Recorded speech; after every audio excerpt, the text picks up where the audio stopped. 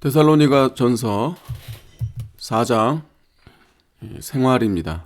첫째 대지 거룩 1절에서 8절, 둘째 형제의 사랑 9절에서 12절, 셋째 죽은 자에 대한 소망 13절에서 18절입니다. 1절 정말로 형제들아 우리가 주 예수 안에서 너희에게 구하고 권면하노니 너희가 마땅히 어떻게 행하며 하나님께 기쁘시게 할 것을 우리에게 받았으니 곧 너희 행하는 바라 더욱 많이 힘쓰라. 데살로니가 교회는 바울에게 받은 말씀을 잘 행하고 있었습니다. 그러나 바울은 그들에게 더욱 더 행하라고 권면합니다. 이것은 달리는 말에 채찍질하는 것과 같습니다. 하나님의 말씀을 잘 순종하고 믿음을 지키는 사람에게 더욱 권면하고 격려하면 하나님의 일이 더 잘 되어 나가고 믿음의 열매가 더 많이 맺힙니다. 그러나 불순종하는 자들에게는 아무리 권면해도 효과가 없습니다. 이사야 28장 10절에 경계에 경계를 더하며 교훈에 교훈을 더하며 여기서도 조금 저기서도 조금 하는구나 라고 했습니다. 이사야가 열렬하게 경계와 교훈을 했으나 그 백성은 이사야를 비방하며 듣지 않았습니다. 그리하여 마침내 하나님께서 원수를 그들에게 보내어 포로가 되게 하고 막대기로 때려서 경계에 경계를 더하고 교훈에 교훈을 더하게 만들겠다고 했습니다. 말로 해서 안 들으면 매로 때려서 경계와 교훈을 하시겠다는 것입니다. 그러므로 말로 경계와 교훈을 할 때 받는 자가 복이 있습니다. 우리는 이미 들은 말씀을 순종하고 계속하여 권면을 받고 더욱더 힘써 순종하여서 하나님을 기쁘시게 하는 자가 되어야 합니다. 믿음의 다름박질을 하다가 중간에 머물거나 뒤를 돌아보면 소금 기둥이 됩니다. 2절 우리가 주 예수로 말미암아 너희에게 무슨 명령으로 준 것을 너희가 아느니라. 말씀의 권위는 하나님으로 말미암아 전하는 데 있습니다. 주 예수로 말미암아 전했다는 것은 예수님이 주신 말씀을 예수님으로 인하여 예수님을 힘입어서 전했다는 뜻입니다. 즉 주님의 뜻을 주님의 역사로 인하여 전했다는 것입니다. 이렇게 전한 말씀은 큰 권위가 있습니다. 무슨 명령으로 준 것은 그들이 행해야 될 요긴한 진리를 전해준 것을 가리킵니다. 그 명령은 하나님의 명령으로 준 것이니 그것을 끝까지 순종해야 됩니다. 처음에 얼마 동안 순종하다가 도중에 그만두면 안 됩니다. 계속하여 행하고 그 말씀이 자기 인격이 되도록 계속 힘써 이루어 나가야 합니다. 3절 하나님의 뜻은 이것이니 너희의 거룩함이라 곧 음란을 버리고 여기에서 하나님의 뜻이라고 말하는 것은 음란을 버리는 것을 가리킵니다. 신자가 세욕을 쫓지 않고 음란을 버려야 될 이유는 그것이 하나님의 뜻이기 때문이고 또 하나님은 신자가 거룩하게 되는 것을 요구하시기 때문입니다. 거룩이란 죄에서 멀리 떠나는 것입니다. 4절 각각 거룩함과 존귀함으로 자기 아내에 취할 줄을 알고 음행을 피하기 위해서 각각 자기 아내와 남편을 두고 합법적인 부부 생활을 거룩하게 여기고 존중히 여기라고 했습니다. 5절 하나님을 모르는 이방인과 같이 세욕을 쫓지 말고 하나님을 떠난 것이 영적 음란이고 하나님을 떠나면 육신의 음란죄가 제일 먼저 들어오게 됩니다. 하나님을 떠난 노아 시대에도 그 죄가 들어왔습니다. 하나님의 아들들이 사람의 딸들의 아름다움을 보고 정욕으로 기울어져서 아내를 삼았다고 했습니다. 성도는 결혼할 때에도 하나님의 뜻대로 해야 됩니다. 하나님의 뜻대로 하지 아니하고 사람의 정욕대로 하면 하나님의 심판이 임하게 됩니다. 소돔 고모라 백성이 하나님을 떠났으므로 음란방탕 또 남색이 가득했습니다. 예수님께서는 여자를 보고 음욕을 품는 자마다 마음의 힘이 간음했다고 했습니다. 음욕을 품는 것도 간음이지만 그 전에 이미 영적 간음했기 때문에 음욕이 들어온 것입니다. 영적 간음이란 것은 마음으로 하나님을 떠난 것입니다. 마음으로 하나님을 떠났기 때문에 음욕이 들어왔습니다. 마음으로 하나님과 교통하고 하나님으로 즐거워하고 하나님과 동거동행할 때 음란한 마음이 들어오지 않습니다. 6절 이 일의 분수를 넘어서 형제를 해하지 말라. 이는 우리가 너희에게 미리 말하고 증거한 것과 같이 이 모든 일에 주께서 신원하여 주심이니라. 이 일의 분수를 넘어서 이 일이란 4절에 말한 바 거룩하고 존귀함으로 자기 아내를 취하는 일입니다. 자기 아내를 취하는 분수 즉 한계를 넘어서 형제의 아내를 취하지 말라는 뜻입니다. 형제를 해하지 말라 하는 것은 형제의 아내와 더불어 음행하지 말라는 말입니다. 남의 아내와 음행하는 것은 그 여인의 남편을 해하는 것이고 그 여자도 그 죄값으로 해를 받을 것입니다. 미리 말하고 증거한 것 같이 음행하지 말라는 것과 음행하면 주께서 심판하고 징벌하신다는 것을 미리 말하였습니다. 신원하신다는 것은 죄를 갚는다는 것입니다. 그 죄에 대한 벌을 내리신다는 것입니다. 7절 하나님이 우리를 부르심은 부정케 하심이 아니요 거룩케 하심이니 성도가 음행과 세욕을 쫓지 않아야 될 이유는 하나님이 우리를 부르신 목적에 어긋나기 때문입니다. 우리를 부르신 목적은 거룩케 하여 하나님으로 즐거워하고 하나님을 영화롭게 하기 위함입니다. 부정케 하심이 아니요 음행과 세욕을 쫓는 생활은 부정한 것입니다. 8절 그러므로 저버리는 자는 사람을 저버림이 아니요 너희에게 그의 성령을 주신 하나님을 저버림이니라. 저버리는 자는 위에 말한 경건에 관한 권면을 저버리는 자는 그 권면하는 사람을 저버림이 아니고 그 교훈을 성령으로 주시는 하나님을 저버림이 된다는 것입니다.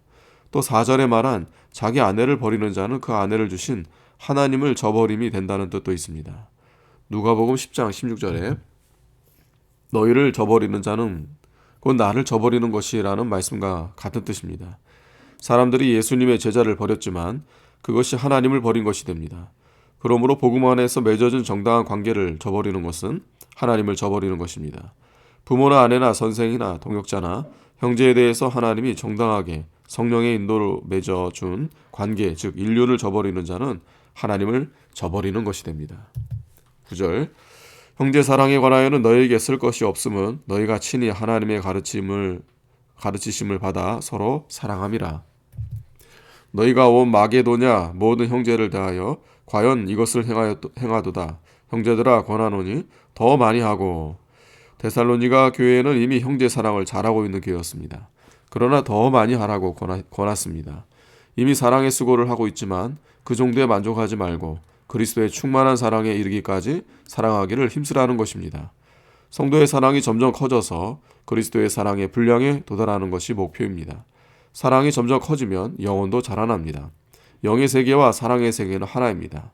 하나님은 성도가 자라나기를 원하시는 것입니다. 11절 또 너희에게 명한 것 같이 종용하여 자기 일을 하고 너희 손으로 일하기를 힘쓰라. 초대교회 교인들이 복음을 받아 인생관과 세계관이 달라지고 예수 그리스도의 재림만을 열심히 고대함에 따라 세상 일을 게을리하는 자들이 생겼으므로 성도는 조용히 일해야 된다는 것을 바울이 여러 교회에 가르쳤습니다. 바울은 본절에서 3가지 권면을 하고 있습니다. 종용하고 이 말은 말을 많이 하는 자는 실수가 많고 남을 비방하기 쉽고 또 교회에서 말썽을 일으키기 쉽습니다. 종용이 충성하는 자는 교회의 보배입니다. 자기 일을 하고 자기 책임을 자기가 감당하고 남에게 누를 끼치지 않아야 교회 공동생활에 있어서 덕이 됩니다. 자기 일을 자기가 감당해 나가지 못하는 자는 교회 일을 도울 수가 없습니다. 수신제가 치국 평천하라는 말이 있습니다. 먼저 몸을 닦고 다음에 집을 다스리고 나라를 다스리는 연후에 천하가 평정하게 된다는 뜻입니다. 손으로 일하기를 힘쓰라 했습니다. 노동은 신성한 것이요 하나님이 명하신 것입니다. 사람이 땀을 흘리며 수고하여 먹고 살도록 하나님이 작정해 놓으셨습니다. 그러므로 일하기 싫거든 먹지도 말게 하라고 했는데 성도가 손으로 힘써 일하여야 남에게 경제적 도움을 받지 않고 살 수 있으며 남을 도와줄 수 있습니다. 성도는 될 수 있는 대로 남의 도움을 받지 말고 남을 도와주며 살아야 합니다. 성도가 자기 손으로 일하지 아니하고 남에게 폐를 끼치고 다른 사람에게 도움을 받으려면 신앙적 태도가 아닌 것입니다. 12절 이는 외인을 대하여 단정히 행하고 또한 아무 궁핍함이 없게 하려 함이라. 전절에 신자가 종용하여 덕을 세우고 자기 책임을 잘 해나가며 손으로 일을 부지런히 하라고 권면한 이유는 외인들에게 단정히 하게 하기 위함입니다. 자신에게 아무 궁핍이 없게 하기 위함인 것입니다. 외인은 불신자를 가리킵니다. 신자가 불신자에게도 덕을 세워야 되고 자신의 궁핍도 면해야 됩니다. 13절 형제들아 자는 자들에 관하여는 너희가 알지 못함을 우리가 원치 아니하노니 이는 소망 없는 다른 이와 같이 슬퍼하지 않게 하려 함이라. 예수 믿고 죽은 성도를 자는 자라고 했습니다. 신자의 죽은 것을 자는 자라고 한 이유는 첫째, 생명이 없어지지 않고 세계만 바꾸어진 것입니다. 잠자는 자는 현상 세계에서 꿈 세계로 바꾸어진 것처럼 성도의 죽음도 생명이 없어진 것이 아니고 현실 세계에서 영적 세계로 바꾸어진 것뿐입니다. 자는 사람은 일의 수고를 다 마치고 쉬는 것입니다. 세상을 떠난 성도는 자기를 다 마치고 안식 세계로 들어가는 것입니다. 둘째는 자는 자는 깨어날 것을 전제로 하고 있습니다. 예수 믿고 죽은 성도들이 예수님 재림하시는 날에 다 부활합니다. 부활한 주님은 우리 성도의 생명이기 때문에 죽은 성도들도 다 부활하여 일어날 것입니다. 예수님도 죽은 나사로를 잠들었다고 했습니다. 안 믿는 사람은 이 소망이 없기 때문에 슬퍼합니다. 그러나 믿는 사람은 소망이 있습니다. 믿음으로 그리스도의 생명과 연합된 영혼은 절대 죽지 않습니다. 몸은 죽어도 영이 살아있으니 소망이 있습니다. 또 예수님 재림하실 때 부활할 것이니 소망이 큽니다. 성도는 예수 그리스도를 인하여 죽음을 정복했고 부활의 산 소망을 가지고 항상 승리의 길을 걸어가는 자들입니다. 성도가 죽는 것은 쓰고 살던 장막집 육신을 벗어놓고 하늘나라로 가는 것입니다. 성도가 별세하면 그 영혼이 즉시로 천당에 가서 하나님과 같이 있게 되고 육체는 장사 지냅니다. 그리스도께서 재림하는 날에는 그 영혼이 육체와 결합하여 부활합니다. 그때 신령한 몸으로 예수님을 영접하게 됩니다. 하루 먼저 죽는 것은 오는 세상의 하루가 길어집니다. 금세에 일일 다니면 내세에 일일 장이라. 우리는 내세의 소망과 부활의 소망을 견고히 붙들어야 합니다. 이 소망을 확실히 가질 때 과도히 슬퍼하지 않습니다. 14절 우리가 예수에 죽었다가 다시 사심을 믿을진대 이와 같이 예수 안에서 자는 자들도 하나님이 저와 함께 데리고 오시리라. 예수님의 부활을 믿으면 죽은 성도의 부활도 믿어야 합니다. 왜냐하면 예수님의 부활은 부활의 첫 열매로서 모든 성도의 부활의 표본이요 원동력입니다. 성도는 예수님의 부활과 같은 부활을 하게 됩니다. 예수님 재림하는 날 죽은 성도들이 다 부활하여 공중으로 올라가 예수님을 영접하게 됩니다. 15절 우리가 주의 말씀으로 너희에게 이것을 말하노니 주 강림하실 때까지 우리 살아남아있는 자도 자는 자보다 결단코 앞서지 못하리라. 예수님 재림 때에는 죽은 성도가 먼저 부활합니다. 살아있는 성도는 그 다음에 변화되어 공중에서 예수님을 영접합니다. 16절 주께서 호령과 천사장의 소리와 하나님의 나팔로 친히 하늘로 쫓아 강림하시리니 그리스도 안에서 죽은 자들이 먼저 일어나고 주님이 재림하실 때에는 굉장한 영광 중에 오십니다. 주님의 호령과 천사장의 소리와 하나님의 나팔로 천지가 진동하게 모든 사람이 다 볼 수 있게 오시는 것입니다. 그때 무덤이 터지고 성도가 부활하여 일어납니다. 주께서 호령, 예수 그리스도의 호령으로 죽은 자들을 부활시킬 것을 가리킵니다.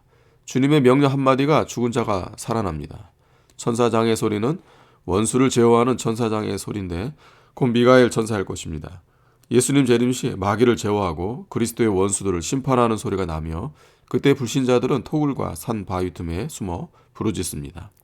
하나님의 나팔은 택한 백성을 하늘 이 끝에서 저 끝까지 모으는 나팔일 것입니다.